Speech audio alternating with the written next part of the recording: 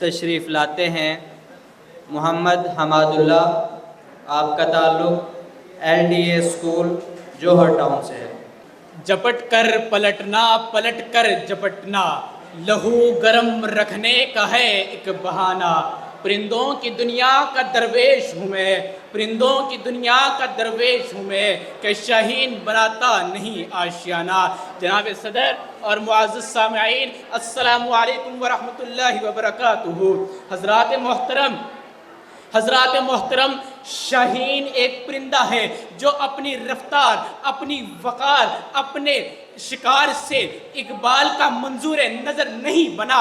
حضرات محترم، شاہین اقبال کا رول ماڈل ہے، اعلیٰ مقاصد، جدوجہد اور کردار کی علامت ہے۔ حضرات محترم، آج اس بات کو سمجھنے کی ضرورت ہے کہ شاہین کو اقبال نے نوجوانوں سے کیوں جوڑا۔ حضرات محترم، آج میں اس راز کو آشکار کرنے کی کوشش کرتا ہوں۔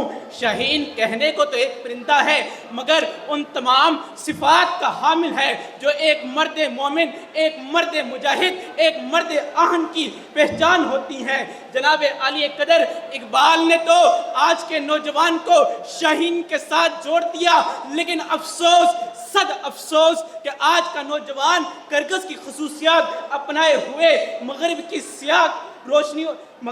سیاہ روشنی نے تاریخ کے غاروں میں دھکیل دیا ہے، جہاں وہ خود کو روشن کمروں اور اونچے مکانات پر سمجھنے کی غلط فہمی کا شکار ہے، اور دنیا کی بستیوں میں کھو چکا ہے، اور دنیا کی ذلتوں کے دہانوں پر پہنچ چکا ہے۔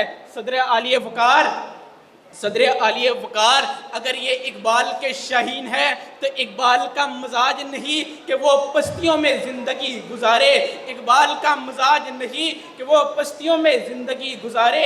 شاہین تو پرواز کرتا ہے اونچے آسمانوں میں، اور یہ پرواز پیغام دیتی ہے آج کے نوجوانوں کو کہ یہ زندگی کا اصلی مقصد اعلیٰ مقاصد حاصل کرنا ہے۔ اعلیٰ مقاصد سے مراد علم و تحقیق۔ وقت کی نزاکت کو دیکھ کر میں اپنی تقریر کا اختتام کرتا ہوں۔ اس قوم کو شمشیر کی حاجت نہیں رہتی، اس قوم کو شمشیر کی حاجت نہیں رہتی، ہو جس کے جوانوں کی خودی صورت فولاد، ہو جس کے جوانوں کی خودی صورت فولاد۔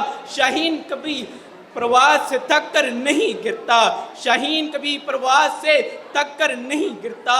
پردم ہے اگر تو نہیں خطرہ افتاد۔ وما آخر الدعوانا والحمدللہ رب العالمین۔